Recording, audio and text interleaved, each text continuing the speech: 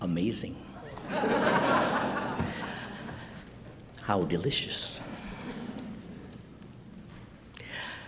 I want to take us back now in our mind's eye to that Buddhist monk and imagine ourselves as he was. The animals in his life, of course, can be powerful metaphors. We can identify with the predicament, I think, in some way. Pursued by a bear, snapped at by a crocodile. Shaken from our safe perches by a gnawing beaver with no escape in sight and very limited chances of survival. Of course, you know how it is said that in an ultimate sense, none of us is going to get out of this alive. And with that then as our image, it seems to me that the monk's dilemma raises a very important question for us.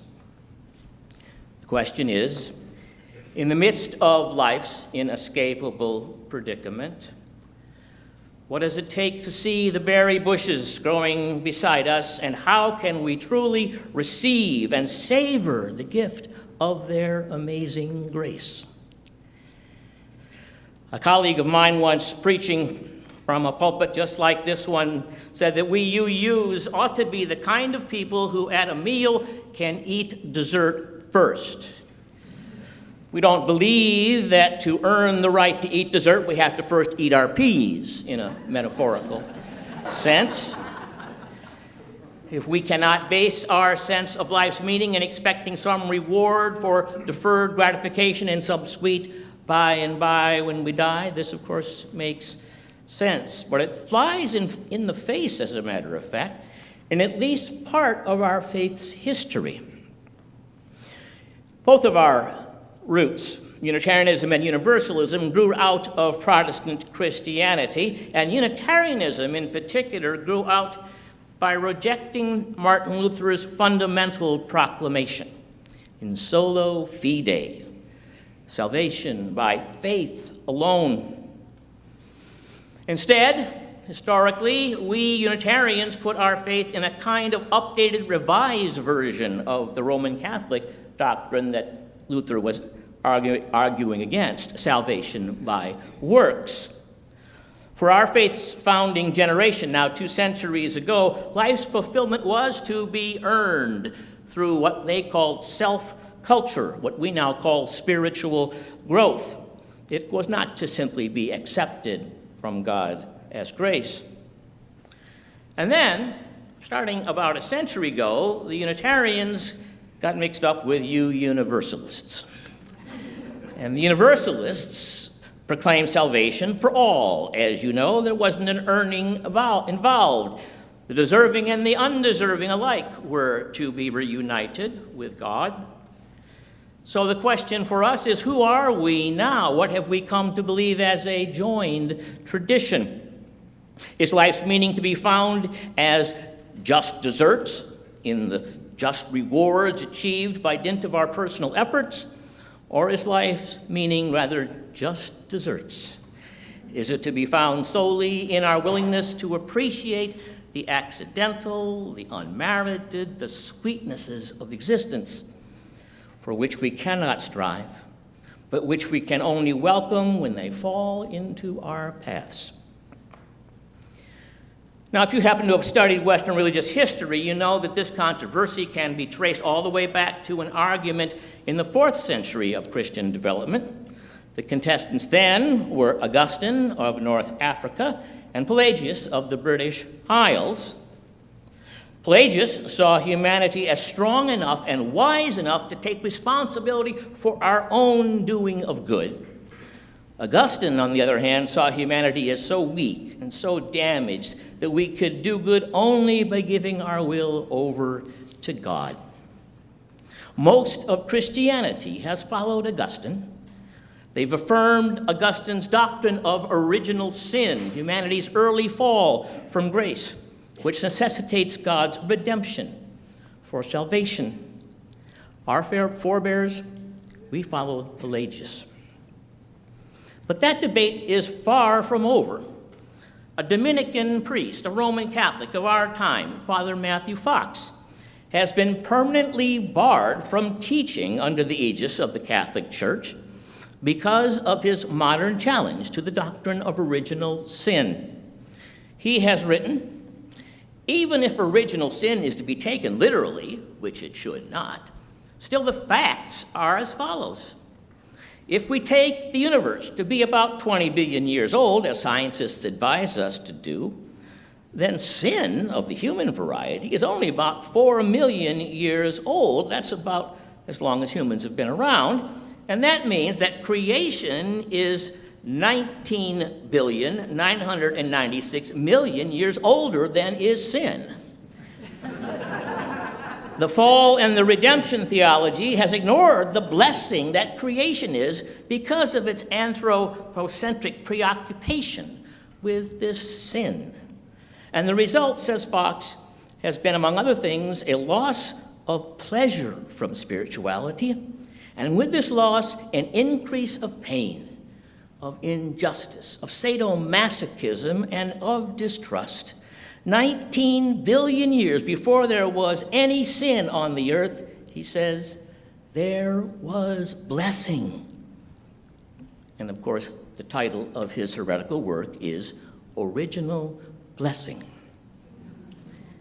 And you realize, of course, that universalism has been proclaiming original blessing since its origin. Unitarianism, in proclaiming human power to find truth and to do good, also arises assuming a kind of original blessing, but I believe that we have gradually lost sight of our grounding in that teaching on that side. We're kind of like the character Shirley in a cartoon called Miss Peach. You may have seen it at some point. Just 2 frames. In the first frame, Shirley is asked by a friend, "Hey, Shirley, are you still into that metaphysical stuff?" And in the second frame, Shirley replies, "Nah, I used to want to be one with the universe, but now we've decided to go our separate ways." On the other side of the earth, the Hindus, they have long spoken of 2 basic kinds of religious postures or situations. There's what they call monkey-hold religion, and there's cat-hold religion. Monkey-hold religion, that's when the baby clings to the mother, holding on for dear life.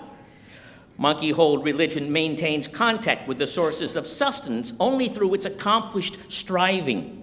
The baby's salvation depends entirely upon the baby. In cat-hold religion, though, the mother is holding the baby by the scruff of its neck, suspended in the air. There's really very little the baby can do, even if she wants to save herself. The baby has just to kind of relax and enjoy the view.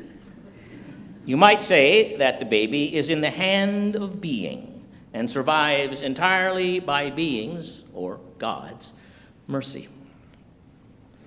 Now, monkey-hold religion is not just the inclination of Unitarianism. It's really the spirit of much of European America. You remember high school history, I'm sure, when you studied Frederick Jackson Turner, yeah? He was the one who said that we as a country had a manifest destiny for expansion. He wrote, "To those who followed Columbus and Cortez, the New World seemed incredible because of its natural endowment. The land often announced itself with a heavy scent miles when they were still out in the ocean. Giovanni de Verrazzano in 1524 smelled the cedars of our East Coast 100 leagues out, as he recorded in his log. The men of Henry Hudson's ship, the Half Moon, were temporarily disarmed by the fragrance of the New Jersey shore, while ships running further up the coast occasionally swam through large beds of floating flowers in the sea. Whenever they came inland," said Turner, "these European discoverers found a rich riot of color and sound, of game and luxuriant vegetation." But he concludes, "Had these explorers been other than they were, they might have written an entirely new mythology here from that experience. But being as they were, they took inventory." That's our spirit. That's our heritage. The time has come, as the Native Americans who survived among us are finally getting some of us to hear. The time has come to reverse or at least temper all of this grasping for fulfillment. Being monkeys by religious nature, we most quickly grasp the practical reasons for making such a change. We need to change our grasping spirit to ensure our race's future survival, so we do not rape the earth to death and us die with it. But there are also aesthetic reasons, what I would call spiritual reasons, that necessitate that same change. In the early 20th century, much of liberal Protestant Christianity, Unitarian and Universalists firmly among them, were enthralled with the social gospel, as it was called, the promise of building the kingdom of God right here on this earth. And then, of course, came Adolf Hitler. And Hitler's intransigent evil taught most other Protestants to be humble in our pretensions, to foresee progress onward and upward forever. We UUs, though, are among the last preachers of that optimistic social gospel. I have to wonder if perhaps we are finally now ready to learn at least as much about discerning and appreciating the graces of life as we have learned so well to improve it insofar as it can be improved. 2 months ago on Earth Sunday, I recalled for us our minister Max Coots' words of praise. Often I have felt that I must praise my world for what my eyes have seen these many years and what my heart has so loved. And often I have tried to start my lines, "Dear Earth," I say. And then I pause. And I look around once more, and soon I am so bemused and far away in wonder that my prayer never gets beyond, "Dear Earth." It is not just the grace of Earth's undeserved gift that I feel we have to learn to better appreciate. Sidney Harris, a syndicated newspaper columnist, once published a column entitled, "There's a Free Lunch and We Live It." And he wrote these words, "What is civilization but the continual process of getting something for nothing? What we have is free inheritance from the past, handed down to us by people who labored not only for their own profit, but also for the accumulated capital that we now use so freely and so casually. The wheel, the alphabet, tillage of the soil, all these are gifts that we take for granted."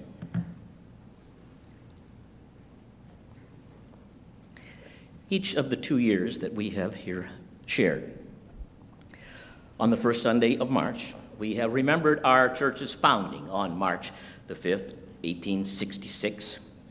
And together we have raised up the gifts we've received from our now 151-year history as a congregation in this community. And from time to time as well, we have held up our gifts from the 400-year history of our religious movement on this earth. But now with Harris, I would like to have us see that our cultural endowment is much, much more broad than this, much more deep than just our faith's history. As Harris puts it, history, this is writ large, history gives us almost everything for nothing.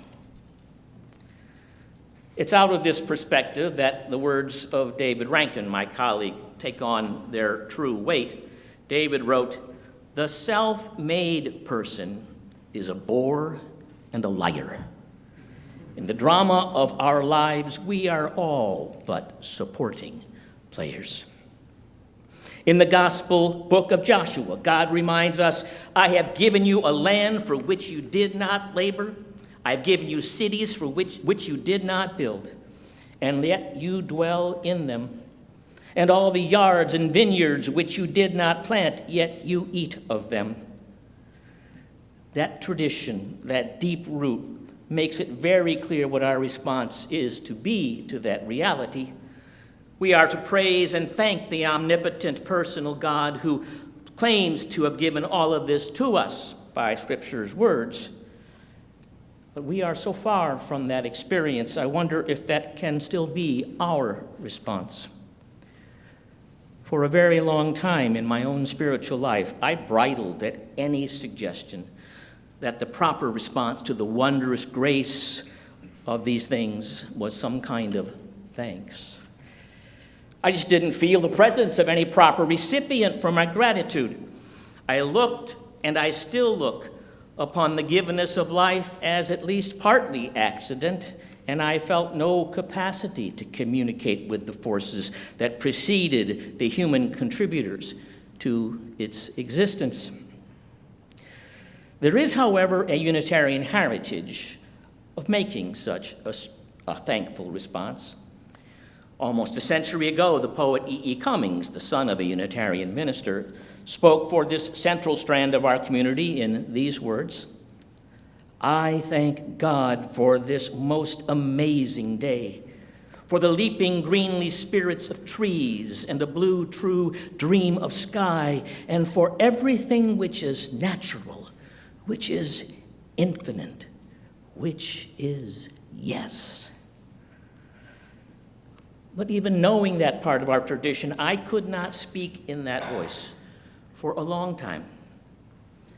And then, I can't tell you why, somehow the message came through to me when it was articulated by another recent poet, Anne Sexton. And this is how she put it: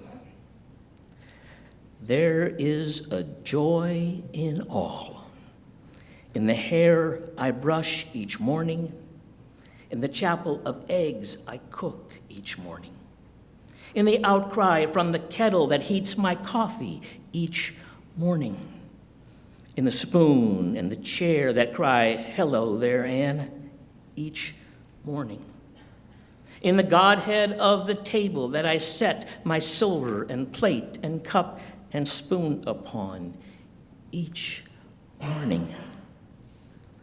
All this is God, right here in my pea-green house each morning, and I mean, though I often forget, to give thanks, to faint down by the kitchen table in a prayer of rejoicing as the holy birds at the kitchen window peck into their marriage of seeds.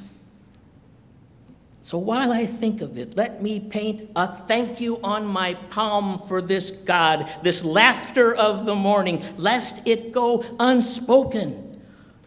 The joy that isn't shared, I've heard, dies young."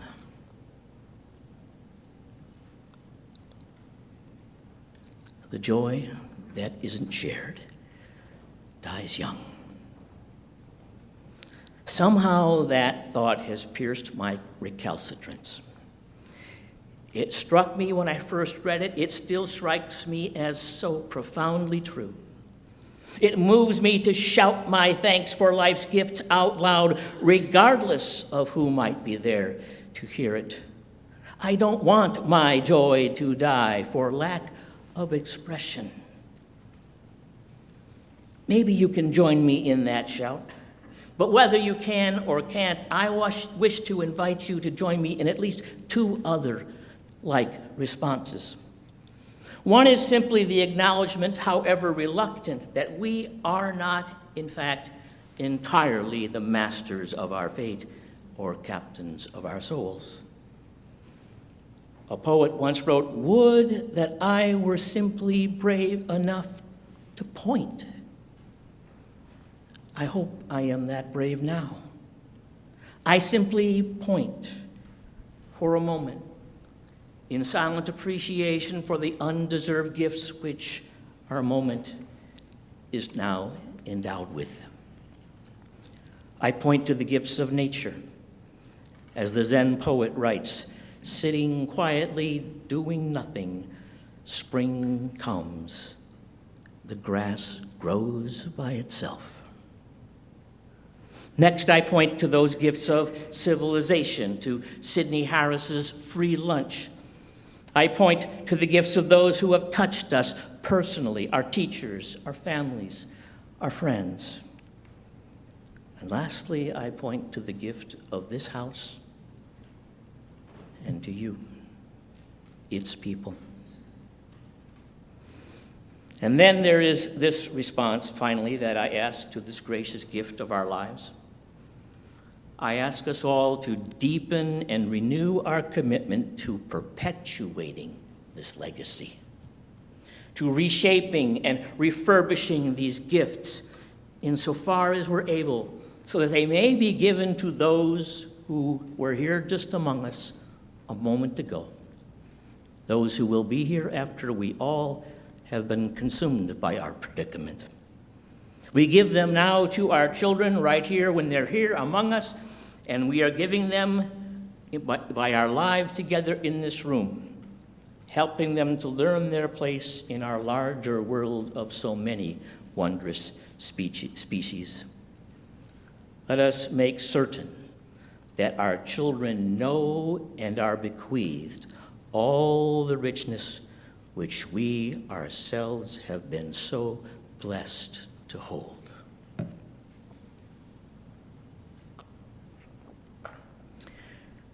So is the meaning of life to be found in just desserts or just in desserts?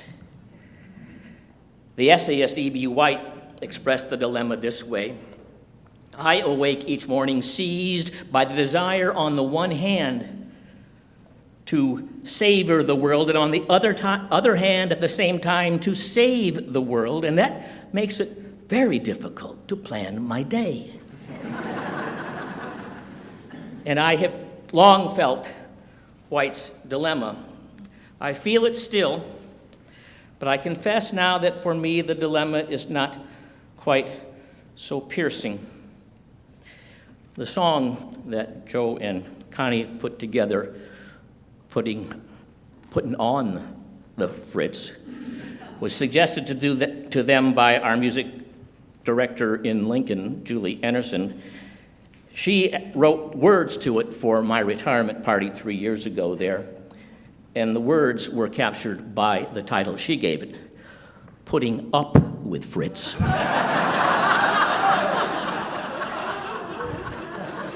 And you would only have to see the love between us to know how much fun that was.